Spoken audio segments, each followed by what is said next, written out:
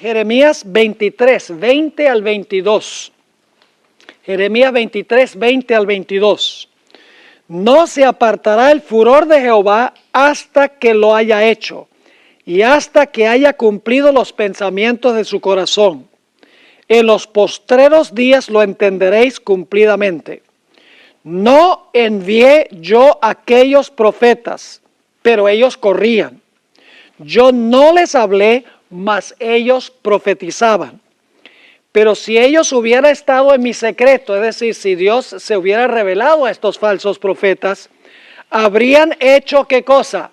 Oír mis palabras a mi pueblo y lo habrían hecho volver de su mal camino y de la maldad de sus obras. ¿Qué es lo que hace el verdadero profeta? Hace que el pueblo de Dios ¿qué? Vuelva de su mal camino y de la maldad de sus obras. Pero los falsos profetas fortalecen al impío en su impiedad. Le dicen que está bien que vivan así. Jeremías 23, 14. Y en los profetas de Jerusalén he visto torpezas, cometían adulterios y andaban en mentiras y fortalecían las manos de los malos para que ninguno se convirtiese de su maldad. Me fueron todos ellos como Sodoma y sus moradores como Gomorra. Noten nuevamente la idea: adulterios, mentiras, fortalecen las manos de los malos y no llevan a la gente a convertirse de su mal camino. Jeremías 23, 31 y 32 dice Jehová: he aquí que yo estoy contra los profetas que hacen ¿qué cosa? Endulzan sus lenguas. Qué interesante expresión. Le gusta hablar palabras que dulces y bonitas, en otras palabras. Y dicen, Él ha dicho, es decir, Dios ha dicho, he aquí dice Jehová, yo estoy contra los que profetizan sueños mentirosos y los que cuentan y hacen, otra vez, ¿cuál es el punto clave? Y hacen errar a mi pueblo con sus mentiras y con sus lisonjas. Y yo no los envié ni les mandé, y ningún provecho hicieron a este pueblo, dice Jehová. Y luego Jeremías 28, 15 al 17, yo quiero que ustedes estén captando de lo que caracteriza un falso profeta. Porque si hay falsos profetas en el tiempo del fin, tenemos que entender las características de un falso profeta. Dice allí, entonces dijo el profeta Jeremías al profeta Hananías: ahora oye, Hananías, Jehová no te envió, y tú has hecho confiar en mentira a este pueblo. Por tanto, así ha dicho Jehová: he aquí que yo te quito de sobre la faz de la tierra. Morirás en este año, porque hablaste ¿qué cosa? Rebelión contra Jehová. Y en el mismo año murió Hananías en el mes séptimo. Ahora, otra característica, y ustedes notan aquí que todos los textos que estamos leyendo son de Ezequiel y Jeremías. ¿Por qué estamos leyendo puros textos de Ezequiel y de Jeremías? Porque esos eran los profetas que vivieron inmediatamente antes de la destrucción de Jerusalén. ¿Creen entonces que los profetas falsos que se levantaron antes de la destrucción de Jerusalén en el año 70 tenían características similares? Obviamente que sí. Y al final de la historia, también. Noten que los falsos profetas instaban a la falsa adoración a Baal. ¿Saben quién era Baal? El dios Sol, dicen Profetas y Reyes. Era el dios Sol de los antiguos fenicios. Así que estaban instando los falsos profetas a adorar al Sol. Al final de la historia va a haber falsos profetas que van a instar a la gente a adorar en el día del sol. Ya nos dimos cuenta que hay una relación entre los dos. Dice Jeremías 32, 31 al 35 lo siguiente: de tal manera que para enojo mío y para ira mía me ha sido esta ciudad, Jerusalén, desde el día que la edificaron hasta hoy, para que la haga quitar de mi presencia, por toda la maldad de los hijos de Israel y de los hijos de Judá, que han hecho para enojarme ellos, sus reyes, sus príncipes, sus sacerdotes y sus ¿qué? Sus profetas, y los varones de Jehová y los moradores de Jerusalén, y me volvieron la cerviz y no el rostro. Y cuando los enseñaba desde temprano y sin cesar, no escucharon para recibir corrección. Antes pusieron, noten esto, sus ¿qué? Abominaciones en la casa en la cual es invocado mi nombre, contaminándolo. ¿Qué estaban practicando? Las abominaciones, que llevó finalmente a la desolación o la asolación de Jerusalén. Sigue diciendo en el versículo 35, y edificaron lugares altos ¿a quién? A Baal, los cuales están en el valle del hijo de Hinnom, para hacer pasar por el fuego sus hijos y sus hijas a Moloc, lo cual no les mandé, ni me vino al pensamiento que hiciesen esta abominación para hacer pecar a Judá. Otra característica de los falsos profetas es que no eran capaces de distinguir entre lo santo y lo común, específicamente en lo que respecta al sábado. Noten Ezequiel 22, 26. Sus sacerdotes violaron mi ley y contaminaron mis santuarios. Entre lo santo y lo profano no hicieron ¿qué? Diferencia, ni distinguieron entre inmundo y limpio, y de mis días de reposo apartaron sus ojos, y yo he sido ¿qué? Profanado en medio de ellos. Los falsos líderes de la época no le enseñaban al pueblo a distinguir entre lo que es santo y lo que es común. Noten Daniel 9, 9 y 10. Desobedecieron la ley, ignorando lo que enseñaron los verdaderos profetas. Dice, de Jehová nuestro Dios es el tener misericordia y el perdonar, aunque contra él nos hemos rebelado y no obedecimos la voz de Jehová nuestro Dios, para andar en sus leyes que él puso delante de nosotros por medio de sus siervos los profetas. ¿Qué enseñaban los verdaderos profetas? Enseñaban a la gente a andar en sus leyes, dice aquí. Y luego Zacarías 7, 12 y 13, el pueblo rehusó escuchar la voz de los verdaderos profetas. Dice, y pusieron su corazón como diamante. ¿Por qué dice como diamante? Oh, el diamante es pero más duro que la piedra, ¿verdad que sí? Dice, pusieron su corazón como diamante para no ¿qué? Ahí está otra vez la característica. Al final de la historia, los falsos líderes van a enseñar que no hay que guardar la ley y que hay que guardar un día que la ley no aprueba. Va a ser lo mismo. Y pusieron su corazón como diamante para no oír la ley, ni las palabras que Jehová de los ejércitos enviaba por su espíritu.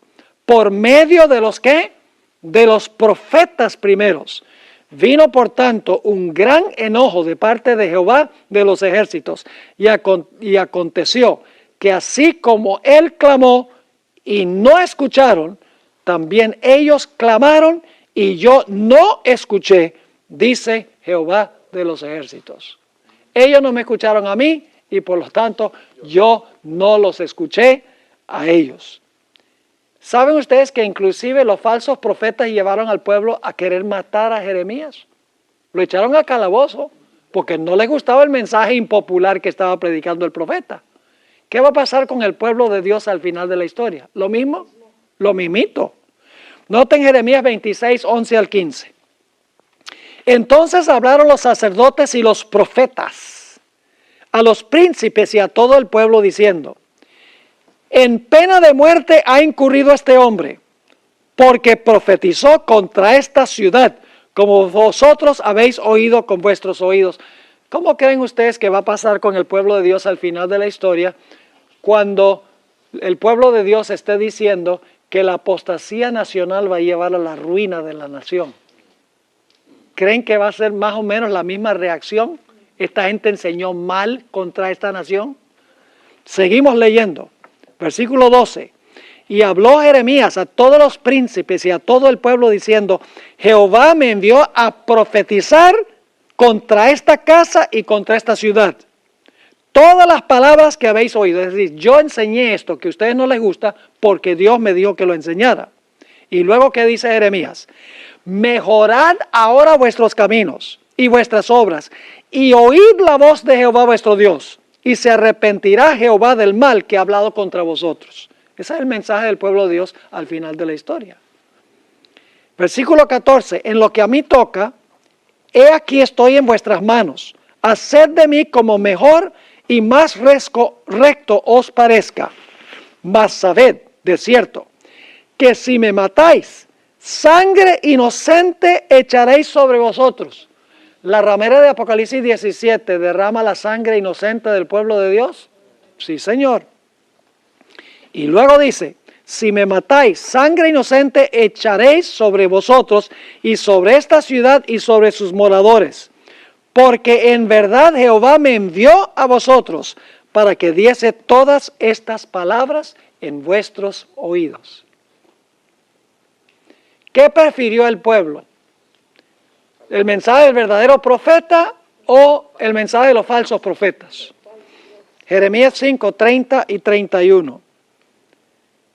Cosa espantosa y fea es hecha en la tierra. Los profetas profetizaron mentira y los sacerdotes dirigían por manos de ellos, y que luego que dice, y mi pueblo así lo quiso. ¿Qué pues haréis cuando llegue el fin?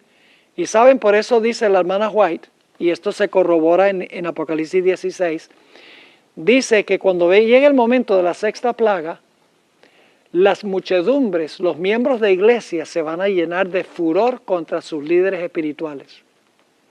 Y se van a levantar las armas que debían usar para acabar con el pueblo de Dios, van a acabar con los ministros que los engañaron. Pero, ¿están exentos estas personas de culpa? No, porque en realidad ellos podrían haber comparado lo que estaban enseñando sus ministros con lo que enseña la Biblia. Así que van a estar enojados con los engaños de los falsos ministros, pero al mismo tiempo ellos tienen la culpa porque ellos podrían haber estudiado por sí mismos y haber adoptado la verdad. Ahora, hablemos de los falsos profetas de Mateo 24, los falsos profetas en el Nuevo Testamento. En Mateo 24 encontramos una vez más los falsos profetas, inmediatamente antes de la segunda destrucción de Jerusalén en el año 70. Estos falsos profetas deben haber hecho lo mismo que hicieron los falsos profetas antes de la primera destrucción de la ciudad de Jerusalén. Y ya leímos en la primera lección y en la segunda lección que estudiamos, al igual que en la tercera, leímos las citas de Flavio Josefo, a donde Josefo habla de los falsos profetas que se levantaron inmediatamente antes de la destrucción de Jerusalén. Decía, la ciudad nunca será destruida, todo está bien, paz, paz. Es decir, confirmaron a la gente en su rebelión contra Dios, en su rechazo de Cristo como su Salvador, diciendo que no iba a pasar nada con la nación. Ahora, noten Mateo 7, 15, 16 y 21 al 23, las características de los falsos profetas. Dice Jesús, guardaos de los falsos profetas que vienen a vosotros con vestidos de ¿qué? Con vestidos de ovejas, pero por dentro son lobos rapaces. Por sus frutos los conoceréis. ¿Acaso se recogen uvas de los espinos o higos de los abrojos? Ese es el versículo 16, 15 y 16. Ahora vamos al versículo 21. No todo el que me dice Señor, Señor, entrará en el reino de los cielos, sino el que hace la voluntad de mi Padre que está en los cielos.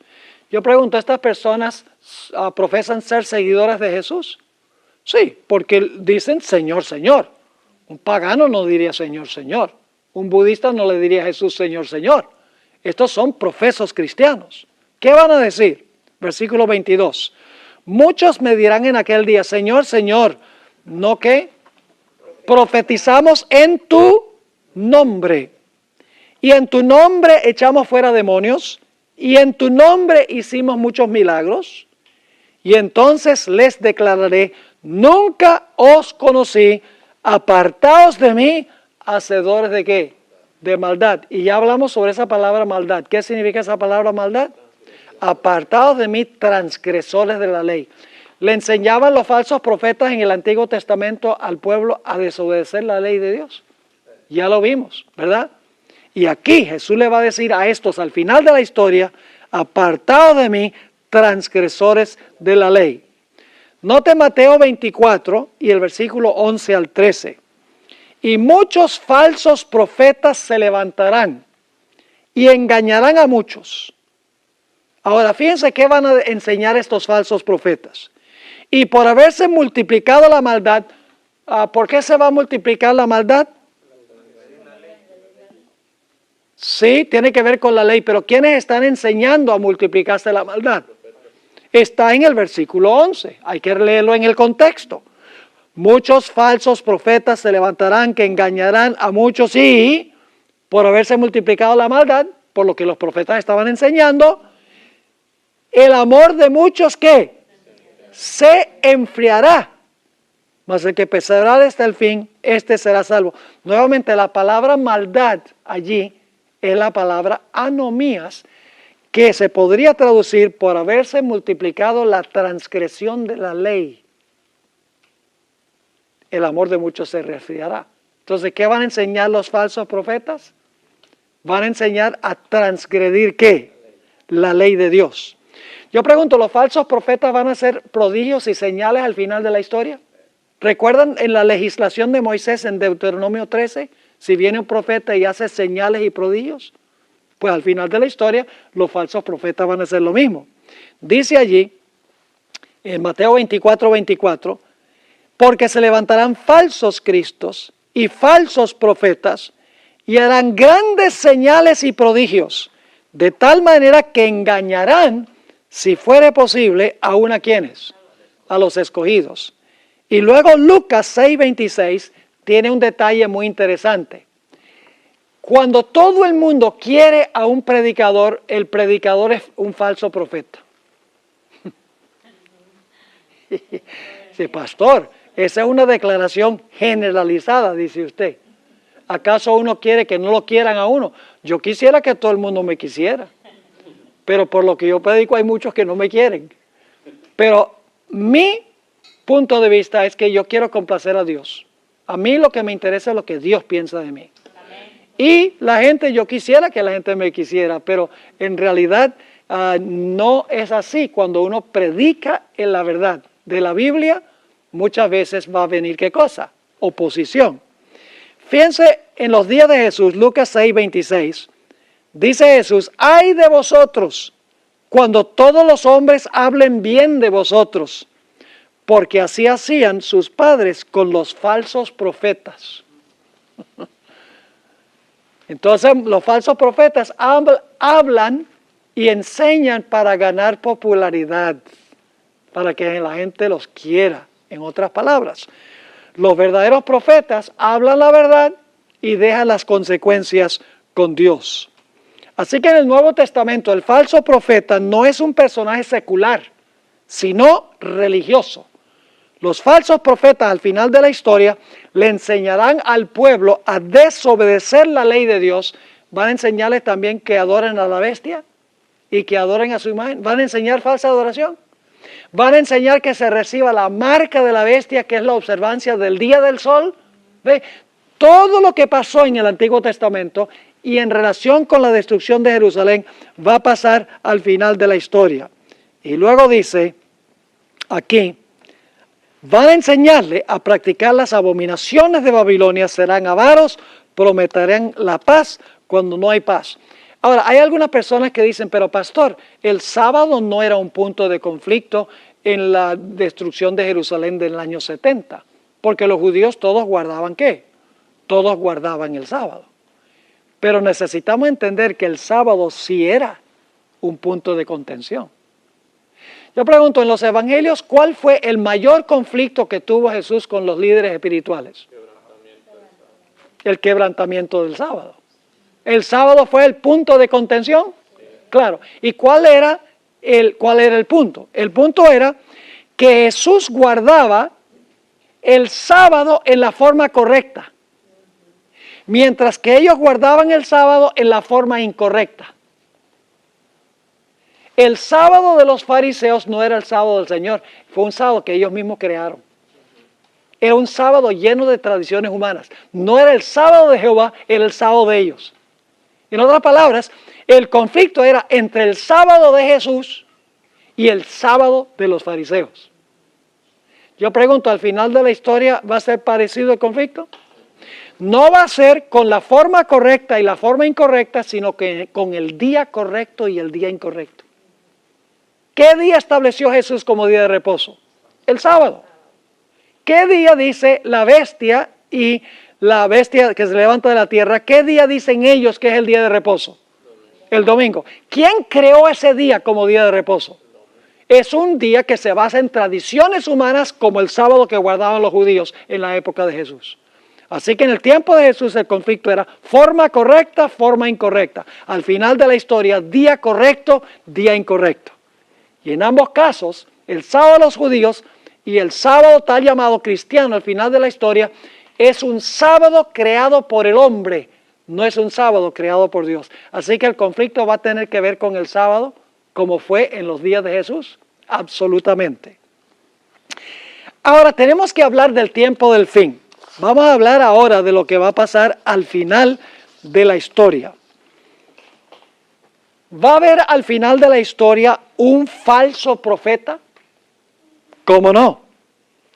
En Apocalipsis 13:11 y el versículo 13 y el capítulo 16 y el versículo 13, hallamos al falso profeta del tiempo del fin.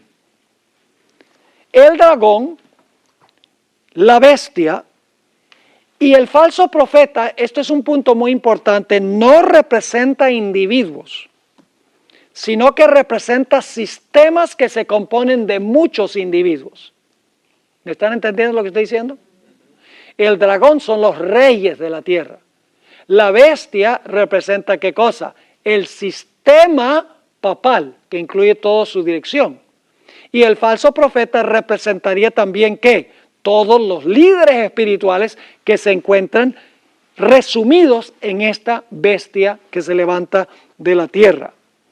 Es decir, el falso profeta no será un individuo, sino que será más bien ¿qué cosa? Un grupo de ministros protestantes que se componen de individuos que profesan el nombre de Dios, pero que le enseñan el error a su gente. Dice en Apocalipsis 16:13, y vi salir de la boca del dragón y de la boca de la bestia y de la boca del falso profeta. ¿Hay un falso profeta en el tiempo del fin? ¿Sí o no? ¿Cómo no? ¿Ese falso profeta es una persona o es un grupo de personas? Son falsos profetas bajo el símbolo de un falso profeta. Sigue diciendo, 3 espíritus inmundos a manera de ranas, pues son espíritus de demonios que hacen ¿qué? Yo les pregunto, ¿en el Antiguo Testamento dice que los falsos profetas hacían prodigios y señales? En Mateo 24 dice que harían prodigios y señales.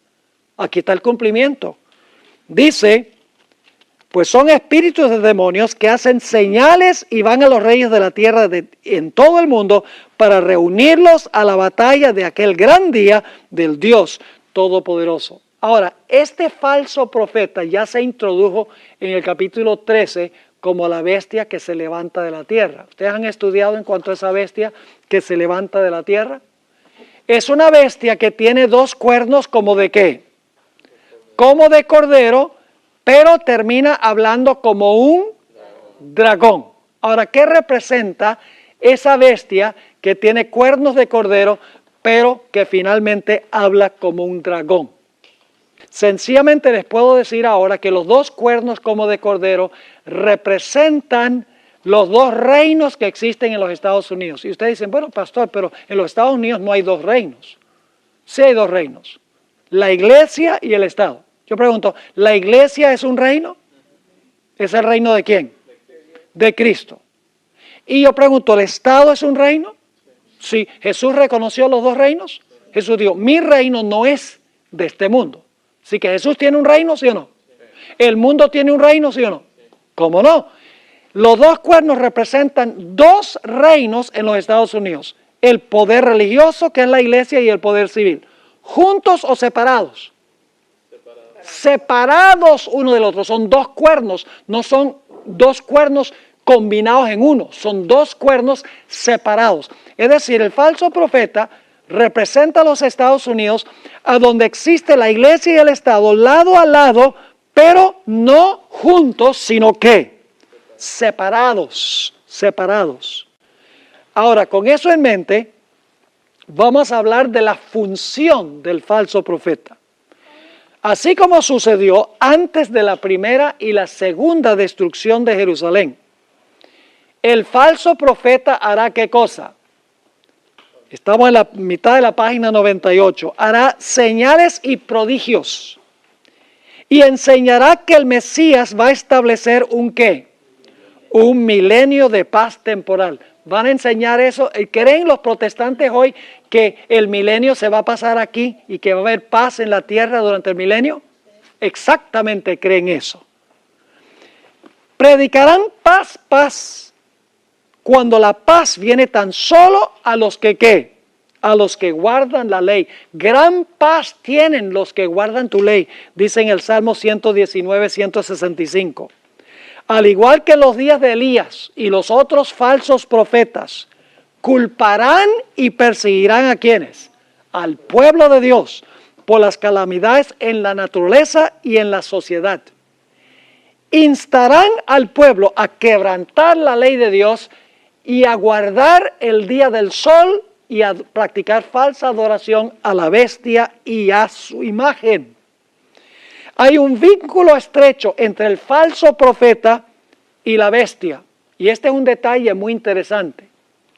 El falso profeta profesa hablar en nombre de Dios, pero en nombre de quién está hablando en realidad el falso profeta de Apocalipsis. Está hablando en nombre de la bestia. Vamos a notar eso. Todo lo que hace el falso profeta lo hace a fin de complacer a la bestia. Ustedes saben que en Apocalipsis 13 hay dos bestias, ¿verdad? La primera bestia, los versículos 1 al 10, representa el papado. La segunda bestia con cuernos de cordero representa a los Estados Unidos. Todo lo que hace la segunda bestia, los Estados Unidos lo hace para complacer a la primera bestia, el papado. Es decir, el falso profeta es el portavoz ¿de quién? De la bestia. Profesa hablar en nombre de Dios, pero está hablando en nombre de quién? En nombre de la bestia. En Apocalipsis 17, las hijas harán lo mismo que la madre. Se puede decir que el falso profeta obrará en nombre de la bestia y en su beneficio.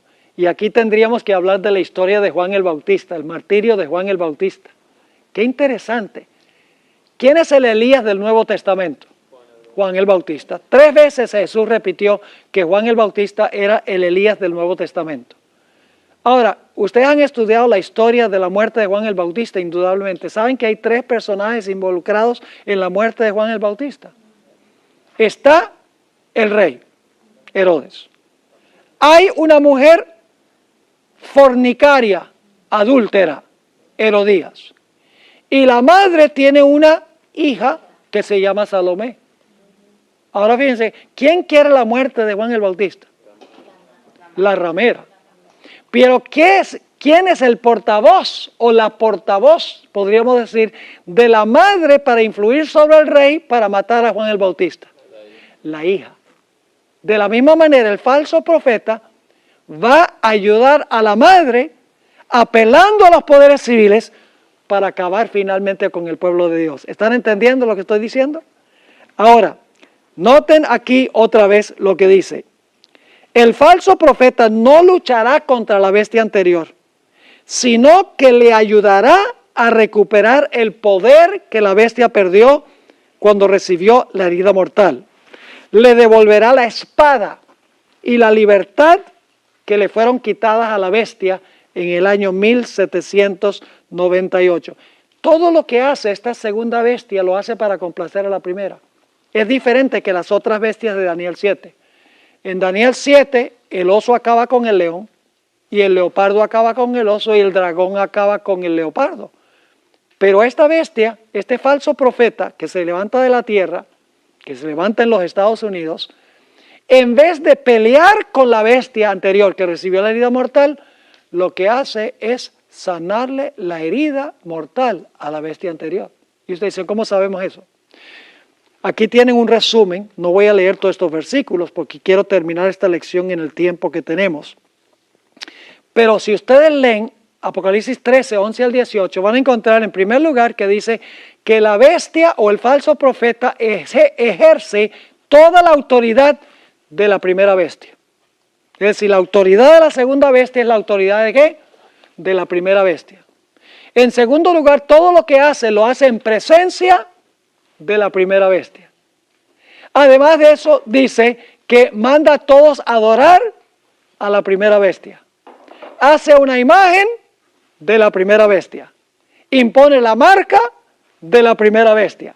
Es decir, esta bestia de la tierra, el falso profeta, va a complacer al papado, haciendo todo lo que el papado le pide que haga. Es decir, que el falso profeta es el falso profeta del papado, aunque profesa ser el profeta de quién. Profesa ser el profeta de Dios. Ahora notemos las características aquí, porque el tiempo está volando, las características del falso profeta al final de la historia. Número 1, las hijas de la ramera le darán el vino de la madre ¿a quiénes? A los reyes y moradores de la tierra. Ustedes pueden leer eso en Apocalipsis 17, 4 y 5. ¿Y qué pasa cuando los habitantes del mundo se beban el vino? Cuando los ministros beben el vino, ¿qué sucede? Se emborrachan. ¿Y entonces pueden distinguir entre lo santo y lo común? No. Mire, un hombre puede estar tan borracho que él ve a una mujer y cree que es la esposa y tiene relaciones sexuales con ella y no se da cuenta que es con otra mujer. Porque no es capaz de distinguir entre una mujer y otra cuando está borracho. Así va a ser al final con Babilonia. La madre y las hijas beben el vino y le dan el vino a las naciones y como resultado no pueden discernir entre lo santo y lo común, no pueden discernir entre lo que es justo y lo que es injusto. Fíjense esta cita de la hermana White. Se encuentra en el Conflicto de los Siglos, páginas 384 y 385. El gran pecado de que se acusa a Babilonia es que ha hecho que todas las naciones beban del vino de la ira de su fornicación. Esta copa embriagadora que ofrece al mundo representa ¿qué cosa? Las falsas doctrinas. Ya no estamos hablando de vino literal como los profetas del Antiguo Testamento. Este es vino simbólico. Representa las falsas doctrinas que ha aceptado como resultado de su unión ilícita con los magnates de la tierra. La amistad con el mundo corrompe su fe y a su vez Babilonia ejerce influencia corruptora sobre el mundo, enseñando doctrinas que están en pugna con las declaraciones más claras de la Sagrada Escritura. Cuando se levantan maestros verdaderos para explicar la palabra de Dios, levántanse también hombres de saber, ministros que profesan comprender las santas escrituras para denunciar la sana doctrina como si fuera herejía, alegando así a los que buscan la verdad. Si el mundo no estuviese fatalmente embriagado con el vino de Babilonia, multitudes se convencerían y se convertirían por medio del conocimiento de las verdades claras y penetrantes de la palabra de Dios. Pero la fe religiosa aparece tan confusa y discordante que el pueblo no sabe qué creer ni qué aceptar como la verdad. La iglesia es responsable del pecado de impenitencia del mundo. ¡Qué cita tan extraordinaria! Ahora hay otra cita que se encuentra en Testimonios para los Ministros, páginas 61 y 62. Dice la sierva del Señor: Las iglesias caídas son Babilonia. Babilonia ha estado fomentando doctrinas venenosas. El vino del error. ¿Qué es el vino? Doctrinas ¿qué? Venenosas. Este vino del error se compone de falsas doctrinas, como la inmortalidad natural del alma, el tormento eterno de los impíos, la negación de la preexistencia de Cristo antes de su nacimiento en Belén y la defensa y exaltación del primer día de la semana sobre el día santificado por Dios.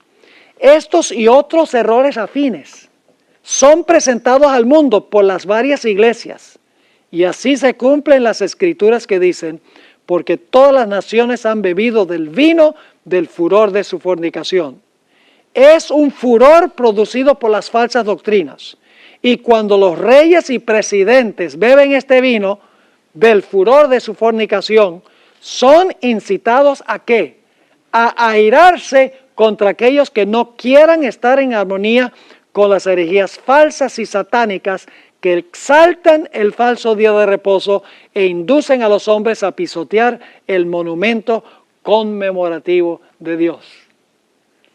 Yo pregunto, al final de la historia, ¿los líderes religiosos van a ser incapaces de distinguir entre lo santo y lo común? Lo aplicamos específicamente a la observancia del sábado. ¿Hay algo ambiguo en la Biblia en cuanto a cuál es el sábado?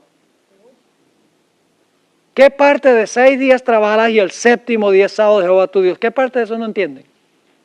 Está claro, ¿verdad que sí? 3 veces en Génesis 2, 2 y 3 dice séptimo día, séptimo día, séptimo día.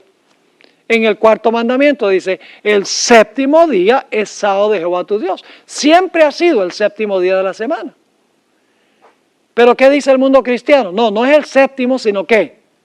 El primero. ¿Son capaces de distinguir entre lo que es santo y lo que es común? No. Fíjense esta cita de la hermana White. Signs of the Times, marzo 31, 1898. Tremenda cita. Aquellos que ignoran el sábado del Señor y guardan el primer día de la semana le ofrecen fuego extraño. Está conectándolo con la historia de Nadab y Abiú. Es un sábado extraño que Dios no les mandó que guardaran. ¿Lo aceptará Él de sus manos? Los hombres han buscado muchos inventos. Han tomado un día común sobre el cual Dios no ha colocado santidad alguna y lo han revestido de santidad. Es decir, han convertido lo que no es santo en santo. Y sigue diciendo, han declarado que es un día santo, pero esto no le da ni un ápice de santidad.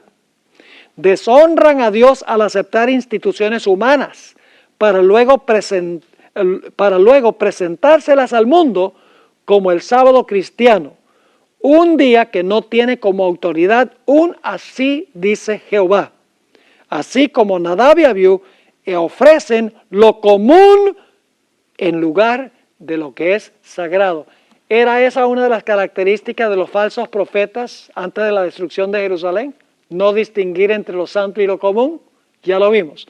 El dar vino y entorpecer el pensamiento era una característica, ¿cómo no? Notemos la característica número 3.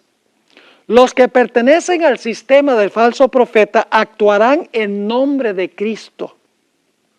Esto se denota por el hecho de que esta bestia que se levanta de la tierra tiene cuernos como de ¿qué? Como de cordero. Y en Apocalipsis la palabra cordero se usa 29 veces y cada vez se aplica es a Cristo Jesús. Es decir, esta va a ser una nación que tiene profesión ¿qué? Cristiana, de respetar los dos reinos que reconoció Jesús. Dad a César lo que es de César y a Dios lo que es de Dios. Una nación que va a profesar, creer en eso, pero que va a terminar hablando como un dragón. Es decir, en vez de hablar en el nombre de Jesús, lo cual profesan, están hablando en nombre del maligno, como los falsos profetas del Antiguo Testamento. Característica número 4. El falso profeta hará ¿qué cosa? Grandes señales y prodigios. Eso con el fin de convencer a la gente que es un mensajero de Dios. Pero yo pregunto, ¿el diablo también puede hacer señales y prodigios? ¿Cómo no? Fíjense Apocalipsis 13, 13 y 14. hablando del falso profeta, dice que también hace ¿qué cosa? Grandes señales, de tal manera que aún hace descender fuego del cielo a la tierra delante de los hombres y engaña a los moradores de la tierra con las que, con las señales que se le ha permitido hacer en presencia de la bestia, mandando a los moradores de la tierra que le hagan imagen a la bestia que tiene la herida de espada y vivió. ¿Cuáles son los engaños de este falso profeta? Va a imponer la marca de la bestia, dice aquí, y va a levantar una imagen ¿de qué? De la bestia. Va a engañar a todos a pensar que la bestia y su marca son de Dios, cuando en realidad son de otro poder. Ya leímos Deuteronomio 13, 1 al 5, donde habla en la legislación mosaica de las características de los falsos profetas. Básicamente, aquí nos dice que los falsos profetas mandan a la gente a extraviarse de la palabra explícita de Dios y hacen señales y prodigios para tratar de comprobar que son mensajeros de Dios. Característica número 5. Perseguirán a los que no adoran a la bestia y su imagen y reciben su marca, emitiendo aún un ¿qué? Un decreto de muerte en contra de ellos. Yo pregunto, en Mateo 23, y cuando Jesús pronunció los ayes sobre los escribas y los fariseos, el Señor Jesucristo condenó a la gente de su época diciendo que ustedes mataron a los profetas que fueron enviados a ustedes. Ustedes pueden leerlo ahí en Mateo el capítulo 23. Es decir, el pueblo de Israel perseguía a los verdaderos profetas y escuchaba muy atentamente la voz de los falsos profetas. Noten lo que dice aquí en Apocalipsis 13:15. Dice, se le permitió al falso profeta infundir aliento a la imagen de la bestia para que la imagen hablase e hiciese matar a todo aquel que no la adorase. Entonces los que no adoran a la bestia por mandato del falso profeta, ¿qué va a suceder con ellos? Van a morir. Lo mismo dijeron de Jeremías, ¿sí o no? ¿Buscaron a Elías para tratar de matarlo? ¿Cómo no? En el Antiguo Testamento los falsos profetas instigan al pueblo a perseguir al verdadero profeta. Sexta característica. Los falsos profetas al final de la historia proclamarán paz y seguridad y perseguirán a los que digan lo contrario. Noten Primera de Tesalonicenses 5, 1 al 3. Pero acerca de los tiempos y de las ocasiones, no tenéis necesidad, hermanos, de que yo os escriba, porque vosotros sabéis perfectamente que el día del Señor vendrá así como al ladrón en la noche. Que cuando digan que, lo mismo que decían los falsos profetas en el Antiguo Testamento, cuando digan paz y seguridad, entonces vendrá sobre ellos ¿qué? Destrucción repentina, como los dolores a la mujer encinta, y no escaparán. Abominación que lleva a la destrucción o la asolación. Pero los falsos profetas van a decir que paz y seguridad. Elena White describió la labor de los falsos profetas en el tiempo del fin. Conflicto de los siglos 592 está hablando de cuando se proclama el fuerte clamor de Apocalipsis 18. Miles y miles de personas que nunca habrán oído palabras semejantes, las escucharán. Admirados y confundidos, oirán el testimonio de que Babilonia es la iglesia, que cayó por sus errores y sus pecados, porque rechazó la verdad que le fue enviada del cielo. Cuando el pueblo acuda a sus antiguos conductores espirituales a preguntarles con ansia, ¿son esas cosas así? Es decir, van a ir a sus líderes, van a decir, ¿es verdad lo que está diciendo esta gente? ¿Qué van a decir los ministros? Los ministros aducirán fábulas, profetizarán cosas agradables para calmar los temores y ¿qué? Y tranquilizar las conciencias despertadas. Eso es lo que va a hacer el falso profeta. También en el libro Sermons and Talks, Sermones y Charlas, tomo 2, página 28, escribe la hermana White: vendrá el tiempo en que se anulará el efecto de las enseñanzas de Cristo. Desde el púlpito se oirá al ministro decir: paz, paz. Habrá un milenio temporal antes que Cristo venga.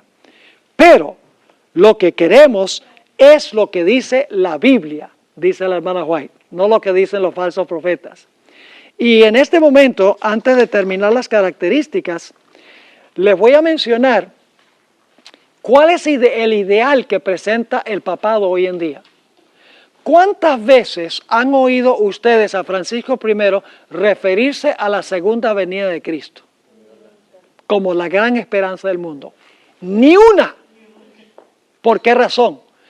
Porque la Iglesia Católica no cree que este mundo va a mejorar con la segunda venida de Cristo. Ellos creen que la Iglesia Católica, influyendo sobre los poderes civiles del mundo, va a producir en este mundo una solución a todos los problemas y va a traer un milenio de paz con el papado en el trono del mundo.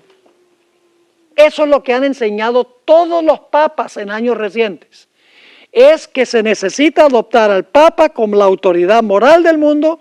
Se va a resolver el asunto de la pobreza, el cambio climático, la crisis de la familia, el problema del terrorismo. Si tan solo bajo una cabeza se une todo el mundo, va a venir una era de paz y prosperidad y seguridad. Yo pregunto, ¿es esa la perspectiva que presenta la Biblia y el Espíritu de Profecía? ¡Jamás! Lo único que va a arreglar este mundo, mis hermanos y hermanas, la única esperanza de este mundo es en la venida gloriosa y poderosa de Cristo Jesús para establecer un reino que nunca se corromperá. Y será Cristo el que gobernará, no Francisco I ni ningún papa. Así que al final de la historia van a estar esperando un milenio de paz, dice la sierva del Señor. Notemos la característica número 7. Esto es al pie de la página 101. El falso profeta llevará a la gente a cometer las ¿qué? Las abominaciones de la madre, incluyendo la adoración en el día de ¿qué? En el día del sol. En el pasado, el tema de moda en el papado era el aborto y el matrimonio homosexual. Pero hoy las iglesias están hablando de eliminar la pobreza, resolver el problema del cambio climático para crear un mundo ¿qué? Ideal. No se menciona nada sobre la segunda venida de Jesús. Los protestantes han denotado admiración por la encíclica Laudato Si y la Agenda 2030 de las Naciones Unidas. Y finalmente lo que va a pasar es que van a decir, si todos honran el día del sol, ¿qué va a pasar? Todos los problemas del mundo quedarán ¿qué?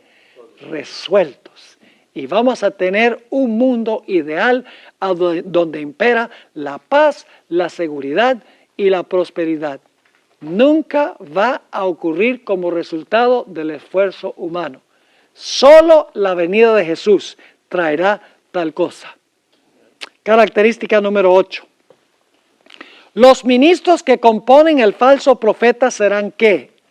Avaros, interesados en acumular ¿qué? Dinero y poder, influencia, popularidad. No sé si debo decirlo en cámara, pero esto se ve hoy en los evangelistas de las mega iglesias protestantes. Como pare de sufrir, donde dice, si inviertes tu dinero aquí, vas a dejar de sufrir, todo te va a ir bien. Entonces Dios va a tener que pedirle perdón a Job, y va a tener que pedirle perdón a todos los mártires que murieron por su fe, porque no pararon de sufrir. Hoy se predica desde los púlpitos protestantes un evangelio de la prosperidad. Dios quiere que acumules, Dios quiere que seas rico, que tengas mucho dinero, una casa lujosa, muchos carros. Hay un pastor en Centroamérica, Cash Luna. ¿Ustedes saben de quién estoy hablando? Sí. Aquellos que son hispanos aquí, una mega iglesia. ¿Cuál es el evangelio que proclama? El evangelio de la prosperidad. Todo está bien, invierte en el ministerio. Ese es el punto de vista hoy en día del protestantismo en los Estados Unidos, las mega iglesias. La última característica, la característica número 9, es que el falso profeta instará a la gente a desobedecer la ley de Dios. Porque la Biblia dice que el dragón se va a enojar contra el remanente de la simiente de la mujer, porque guardan ¿qué cosa? Guardan los mandamientos de Dios. El diablo odia los mandamientos de Dios. Ahora, ¿cómo sabemos que al final de la historia los falsos maestros o el falso profeta representando el cúmulo de todos los líderes espirituales, los ministros, cómo sabemos que ellos van a enseñar que se puede transgredir la ley de Dios y tener paz? En Mateo 24 ya hemos visto que dice que en el tiempo del fin habrá un aumento de maldad. ¿Cómo debemos traducir esa palabra maldad? Transgresión de la ley. Y ya vimos que los falsos profetas tenían que ver directamente con enseñarle a la gente a desobedecer la ley de Jehová. En Mateo 7, 21 al 23, nuevamente encontramos que va a haber gente al tiempo del fin que va a decir: Señor, Señor, no hicimos milagros en tu nombre. Señor, Señor, no echamos demonios en tu nombre. Señor, Señor, no profetizamos en tu nombre. ¿Y Jesús qué les va a decir? Apartados de mí, transgresores de la ley. Es una mejor traducción. ¿Qué van a enseñar los que profesan ser profetas al final de la historia? Dice que van en el nombre de Jesús van a profetizar. Jesús va a decir: yo no los conozco a ustedes. Apartados de mí, transgresores de la ley. En Apocalipsis el capítulo 13, fíjense, el conflicto final va a tener que ver con los primeros 4 mandamientos, especialmente de la ley de Dios. Primer mandamiento: no tendrás dioses ajenos delante de mí. La gente va a adorar a la bestia, ¿sí o no? Entonces, ¿van a creer que la bestia es Dios? ¿O que es el representante de Dios? Ahí está el primer mandamiento. Segundo mandamiento: la bestia de la tierra va a ser una imagen de la primera bestia y la gente se va a inclinar a la imagen. ¿Qué dice el segundo mandamiento? No te harás imagen ni te inclinarás a ellas. Dice el Apocalipsis 13 que la bestia y el falso profeta blasfemarán el nombre de Dios. ¿Qué mandamiento nos insta a respetar el nombre de Dios? El tercer mandamiento. ¿Va a tener el conflicto final que ver con quién es el creador, el cuarto mandamiento? ¿Cómo no? Tiene que ver con el día de reposo. Es decir, que el conflicto final tiene que ver con la ley de Dios. La bestia y el falso profeta van a enseñar a desobedecer la ley de Dios, mientras que la Biblia enseña, el verdadero profeta, por así decirlo, va a enseñar que hay que guardar la ley de Dios. Daniel 7:25 dice que el cuerno pequeño pensó que podía cambiar ¿qué cosa? Que podía cambiar la ley de Dios. ¿Cuál es el poder en el mundo que dice que ha tenido el poder de cambiar la ley de Dios? Es la iglesia romana, el papado. Dice: nosotros cambiamos el día de reposo por la autoridad que nos confirió el Señor Jesucristo. ¿Y qué van a hacer los protestantes? Los protestantes, como portavoz del papado, van a decirle al mundo protestante y al mundo en general, van a decir: el día de reposo que debemos guardar es el domingo en honor a la resurrección de Cristo Jesús. Y luego tenemos como evidencia de que enseñarán a desobedecer la ley lo que tenemos en Apocalipsis 12:17, donde dice que el dragón se va a airar contra la mujer y se va a hacer guerra contra el remanente de la simiente de ella. ¿Y qué es lo que odia el dragón en cuanto a la simiente de la mujer? El remanente de la simiente dice: guarda ¿qué cosa? Los mandamientos de Dios, y tiene el testimonio de Jesucristo. Y luego finalmente, el último punto que tenemos aquí es que el mensaje del primer ángel nos llama a adorar ¿a quién? Al Creador. ¿Y qué va a enseñar el falso profeta? Que hay que adorar ¿a quién? A la bestia. Ahora, si el mensaje del primer ángel dice adora al Creador, ¿cuál es la señal de que Dios es el Creador? El sábado. Dice en Éxodo 31 que el sábado es la señal entre Dios y su pueblo. También Ezequiel 20 y el versículo 12 y el versículo 20. El sábado es la señal entre Dios y su pueblo de que nosotros reconocemos que es el Creador. Entonces pregunto, si la bestia exige adoración y tiene una marca, ¿esa marca debe ser un día también? ¿Debe ser un día contrario? Lógicamente que sí. Así que el conflicto final será entre el pueblo de Dios que se presenta como un verdadero profeta presentando el mensaje del Señor y los falsos profetas o los falsos instructores espirituales que enseñan a desobedecer la ley de Dios. Así que los profetas verdaderos llamarán al pueblo a adorar al Creador y a respetar su señal, mientras que el falso profeta instará a la gente a adorar a la bestia y recibir su señal. Así es que el falso profeta instará a la falsa adoración y el verdadero a la verdadera adoración. ¿Les quedó claro esta perspectiva del falso profeta? Fíjense, solo una frase en Mateo 24, falsos profetas, pero tan significativo para nosotros.